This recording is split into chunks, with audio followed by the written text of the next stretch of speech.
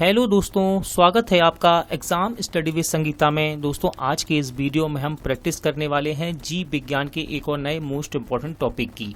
दोस्तों आज हम पढ़ेंगे जीव विज्ञान में पादप तथा जगत का वर्गीकरण से पार्ट सेकंड को। देखिए ये जीव विज्ञान का पार्ट है थर्ड और पादप जगत का वर्गीकरण से ये है दूसरा पार्ट। ठीक है, दूसरा पार्ट।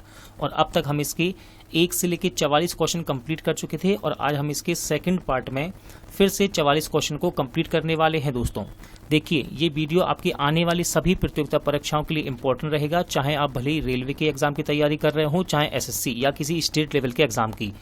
जहां भी साइंस एक इम्पॉर्टेंट टॉपिक बनता है एग्जाम में, वहां दोस्तों यहां से क्वेश्चन जरूर पूछे जाते हैं। आप इस वीडियो को जब प्रैक्टिस करेंगे, पूरा लगाएंगे, तब आप क्वेश्चन का लेवल देख के समझ जाएंगे कि हाँ भाई यहाँ से प्रैक्टिस सेट में क्वेश्चन आते हैं और प्रीवियस ईयर में भी क्वेश्चन यहाँ से पूछे गए हैं। ये वीडियो यदि आपको अच्छा लगे, हेल्पफुल लगे, तो प्लीज़ वीडियो को लाइक और शेयर जरूर कीजिएगा। और यदि अब तक आपने हमारे चैनल को सब्सक्राइब नहीं किया है तो प्लीज़ चैनल को सब्सक्राइब जरूर कीजिएगा, जिससे कि आपको मेरे आने वाले इसी प्रकार के मोस्ट इम्पॉर्टेंट वीडियो का नोटिफिकेशन टाइम पर मिलता रहे। तो चलिए दोस्तों हम अपनी क्लास शुरू करते हैं। क्वेश्चन नंबर 45 है, कुत्ते के काटने से जिस विषाणु के द्वारा घात रोग उत्पन्न होता है कहलाता है। क्वेश्चन है कुत्ते के काटने से जिस विषाणु के द्वारा घात रोग उत्पन्न होता है कहलाता है। तो इसको बोलते हैं हाइड्रोफोबिया। ठीक है दोस्तों, क्या बोलते हैं? हाइड्रोफोबिया। चेचक के लिए टीके का विकास किया था। क्वेश्चन है चेचक के लिए टीके का विकास किया था। लगाइए इसका आंसर। देखिए इसका सही आंसर है ऑप्शन सी, यानी कि एडवर्ड जेनर। याद रखिएगा इंपॉर्टेंट क्वेश्चन है ये और बार बार क्वेश्चन ये एग्जाम में रिपीट होता है। एडवर्ड जेनर ने चेचक के टीके का विकास किया। नेक्स्ट क्वेश्चन है एडवर्ड जेनर ने खोज की। तो सही आंसर इसका चेचक का टीका। अभी हमने पढ़ा है ऊपर वाले क्वेश्चन में। ठीक है, एडवर्ड जेनर ने किसकी खोज की? चेचक के टीके की। विषाणु वृद्धि करता है, यानी कि वायरस वृद्धि करता है। सही आंसर है जीवित कोशिकाओं में। ठीक है दोस्तों, याद रखिएगा विषाणु वृद्धि करता है किसमें? जीवित कोशिकाओं में। विषाणु निर्जीव माने जाते हैं क्योंकि। क्वेश्चन है विषाणु निर्जीव माने जाते हैं क्योंकि। तो सही आंसर इसका ये क्रिस्टलाइज हो सकते हैं। क्वेश्चन आंसर क्या रहेगा? ये क्रिस्टलाइज हो सकते हैं। एंजाइम अनुपस्थित होते हैं। देखिए मोस्ट इंपॉर्टेंट क्वेश्चन है, ध्यान रखिएगा, ये प्रैक्टिस सेट में बार बार देखने को मिलता है ये क्वेश्चन। एंजाइम अनुपस्थित होते हैं, तो इसका सही आंसर है विषाणु में। कहां पर? विषाणु में। नेक्स्ट क्वेश्चन है एड्स का कारण है। लगाइए इसका आंसर। एड्स का कारण है, तो सही आंसर है T4 लिम्फोसाइट्स की कमी। T4 लिम्फोसाइट्स की कमी से ये एड्स का कारण बनता है। क्वेश्चन है HIV द्वारा होने वाला रोग है। क्वेश्चन है HIV द्वारा होने वाला रोग है। देखिए ये क्वेश्चन BPSC 1996 एग्जाम में पूछा गया है। सही आंसर होगा इसका एड्स। अगला क्वेश्चन है एड्स वायरस क्या होता है। क्वेश्चन है एड्स वायरस क्या होता है। राइट आंसर इसका एक सूची RNA। ठीक है, एक सूची RNA। नेक्स्ट क्वेश्चन है एड्स का कारण है। UPPCS 1993 में क्वेश्चन ये रिपीट हुआ है और बार बार एग्जाम में बनता भी है कि एड्स का कारण क्या है। तो ध्यान रखिएगा दोस्तों वायरस। ठीक है, एड्स किसके द्वारा होता है? वायरस के कारण। HIV संबंधित है। क्वेश्चन है HIV संबंधित है, तो इसका राइट आंसर है एड्स से। देखिए स्टेशन मास्टर यानी कि असिस्टेंट स्टेशन मास्टर में और गुड्स कार्ड में क्वेश्चन पूछा भी गया है, इंपॉर्टेंट है। HIV संबंधित किससे है? एड्स से। देखिए क्वेश्चन पूछा गया है एड्स फैलता है। क्वेश्चन है एड्स फैलता है, तो इसका राइट आंसर हो जाएगा शारीरिक संपर्क से। शारीरिक संपर्क के कारण एड्स फैलता है। विषाणु में क्या होता है? अगला क्वेश्चन है विषाणु में क्या होता है। तो ध्यान रखिएगा न्यूक्लिक एसिड और प्रोटीन ये दोनों ही होते हैं विषाणु में। ठीक है, न्यूक्लिक एसिड और प्रोटीन ये दोनों ही विषाणु में होते हैं। इंपॉर्टेंट क्वेश्चन है, SSC एग्जाम में पूछा भी गया है। सार्स क्या है? क्वेश्चन है सार्स क्या है। सही आंसर है विषाणु जनित रोग। दोस्तों ये क्वेश्चन रेलवे के एग्जाम में बार बार पूछा गया है। यहाँ पर लिखा नहीं है, केवल RRB TC 2030 लिखा है, लेकिन ये क्वेश्चन बार बार रिपीट होता है। सार्स क्या है? तो ये विषाणु जनित रोग है। खसरा निम्नलिखित संक्रमण के कारण होता है। क्वेश्चन है खसरा निम्नलिखित संक्रमण के कारण होता है। तो सही आंसर है विषाणु। ध्यान रखिएगा खसरा की बीमारी ये विषाणु के कारण होती है। अगला क्वेश्चन है निम्नलिखित में से कौन सा रोग विषाणु के कारण होता है। क्वेश्चन है निम्नलिखित में से कौन सा रोग विषाणु के कारण होता है। लगाइए इसका आंसर। देखिए इसका राइट आंसर है चेचक। ठीक है दोस्तों, चेचक की बीमारी ये विषाणु के कारण होती है। जंतुओं में होने वाली फूट एंड माउथ रोग किसके कारण उत्पन्न होती है।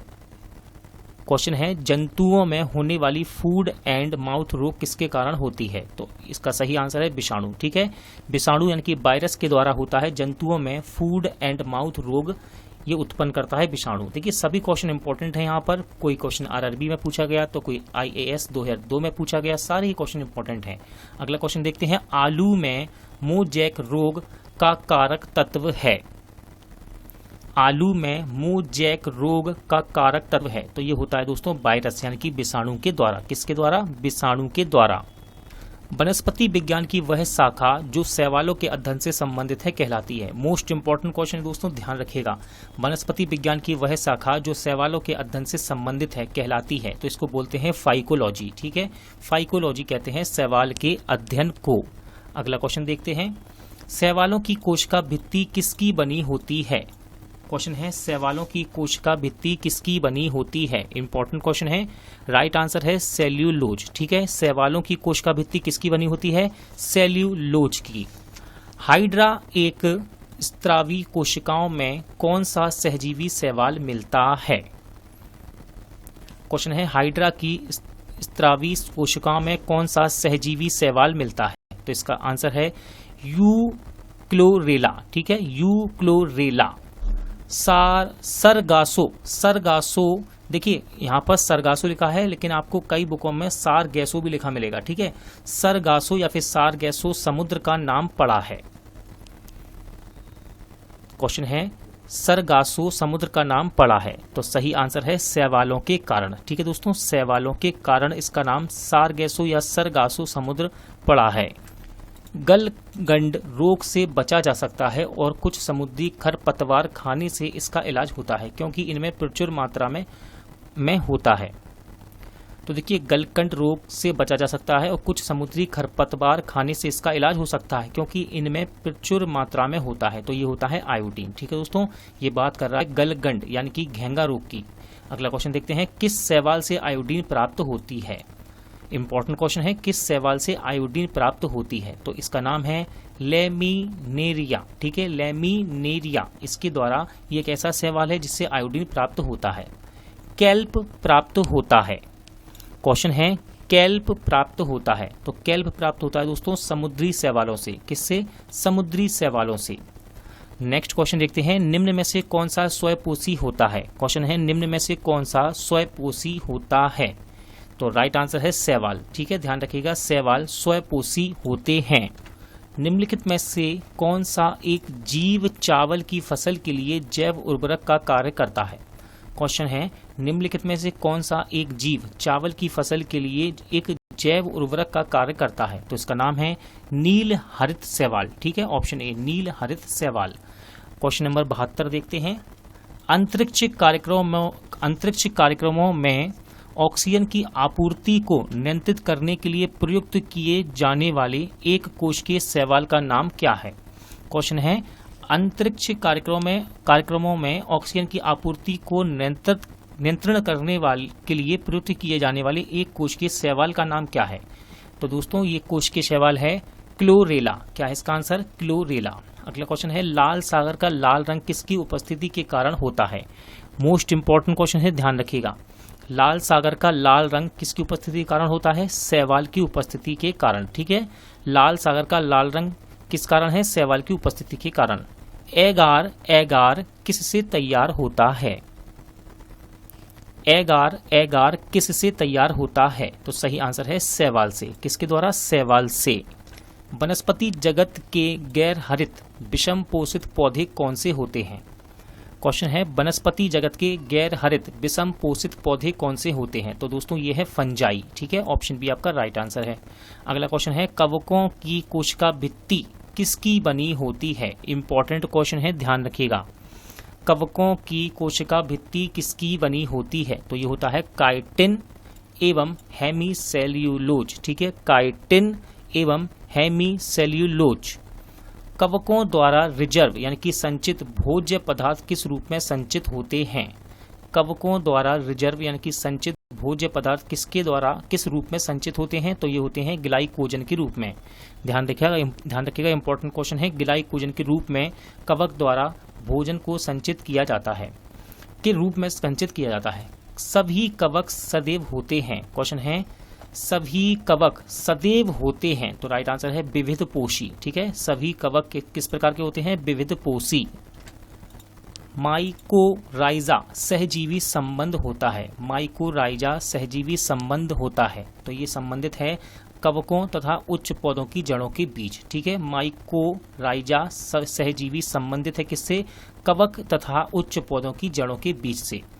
वृक्षों की छालों पर उगने वाले कवक कहलाते हैं। देखिए इंपॉर्टेंट क्वेश्चन है, ध्यान रखिएगा ये। वृक्षों की छालों पर उगने वाले कवक कहलाते हैं, जिनको बोलते हैं कोर्टिकोलस। ठीक है, कोर्टिकोलस कहा जाता है उन कवक को जो वृक्षों की छाल पर उगते हैं।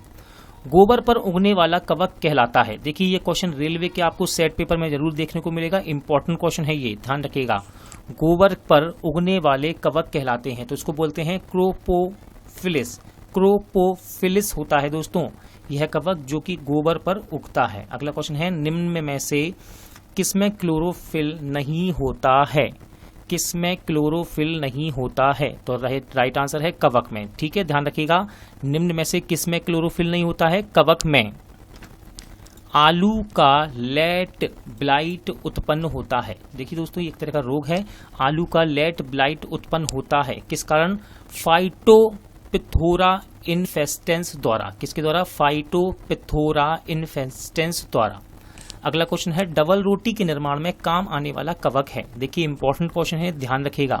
डबल रोटी के निर्माण में काम आने वाला कवक है, राइट आंसर है सैक्रोमाइसीज सेरेविसी। सैक्रोमाइसीज सेरेविसी ये एक ऐसा कवक है जो कि डबल रोटी के निर्माण में काम आता है। पेनिसिलियम पेनिसिलियम क्या है? ध्यान रखिएगा ये एक कवक है। ठीक है, पेनिसिलियम क्या होता है? ये एक कवक होता है। अब देखिए मोस्ट इंपॉर्टेंट क्वेश्चन है, एसएससी के एग्जाम में पूछा गया है। अब यहाँ भाई जगह नहीं है कितना लिखें कि एसएससी में पूछा गया, रेलवे में पूछा गया। ये क्वेश्चन बहुत ही ज्यादा इंपॉर्टेंट है। देखिए पेनिसिलिन की खोज किसने की थी? बहुत ही ज्यादा इंपॉर्टेंट है, आप समझ सकते हैं मैं आपसे क्या कहना चाहता हूँ। Alexander Fleming. ठीक है, मोस्ट इंपॉर्टेंट लगा लीजिएगा इस क्वेश्चन को, कहीं लिख लीजिएगा, याद कर लीजिए दिमाग में। पेनिसिलिन की खोज किसने की थी? अलेक्जेंडर फ्लेमिंग ने। एरगोट प्राप्त होता है। देखिए अग्रोट भी कहते हैं बहुत से लोग इसको पढ़ने में, अग्रोट, तो आप इसको एरगोट भी कह सकते हैं, ये प्राप्त होता है। तो ठीक है दोस्तों, इंपॉर्टेंट क्वेश्चन है, ध्यान रखिएगा। इस प्रकार के क्वेश्चन बच्चों को याद नहीं होते हैं, सीधे डायरेक्ट एग्जाम में ही देखने को मिलते हैं और वहां से भी हम याद करके बाहर नहीं ला सकते इस प्रकार के क्वेश्चन, क्योंकि एग्जाम सेंटर से बाहर आने के बाद सिर्फ हमें इजी क्वेश्चन ही याद होते हैं। ठीक है, तो इसका सही आंसर है कैलेवीसेप्स। कैलेवीसेप्स। ठीक है, अगला क्वेश्चन है औद्योगिक स्तर पर पेनिसिलिन प्राप्त किससे किया जाता है? बात कर रहा है औद्योगिक स्तर पर पेनिसिलिन प्राप्त किससे किया जाता है? तो देखिए पेनिसिलियम क्राइसोजेनम से। ठीक है, पेनिसिलियम क्राइसोजेनम से प्राप्त किया जाता है औद्योगिक स्तर पर पेनिसिलिन। देखिए दोस्तों यहाँ पर ऑप्शन कट रहा है, कोई दिक्कत नहीं है, लेकिन मैं आपको इसको क्वेश्चन को जरूर पूरा करवाऊंगा, इंपॉर्टेंट है। क्योंकि देखिए जब गेहूं के गुथे हुए आटे में ईस्ट कोशिकाएं मिलाई जाती हैं तो डबल रोटी कोमल और छिद्रयुक्त हो जाती है। क्यों होती है? अब सुनिए, CO2 का उत्पन्न कर रोटी को स्पंजी बना देता है। क्या होता है? ये जब ईस्ट की कोशिकाएं मिलाई जाती हैं गुथे हुए आटे में, तो ये क्या करता है? CO2 को उत्पन्न कर रोटी को स्पंजी बना देता है। दोस्तों आज का वीडियो यही एंड होता है। उम्मीद करता हूं आपको सभी क्वेश्चन अच्छे लगे होंगे, समझ आए होंगे। पूरा वीडियो देखने के लिए थैंक यू। जल्द मिलते हैं नेक्स्ट वीडियो के साथ।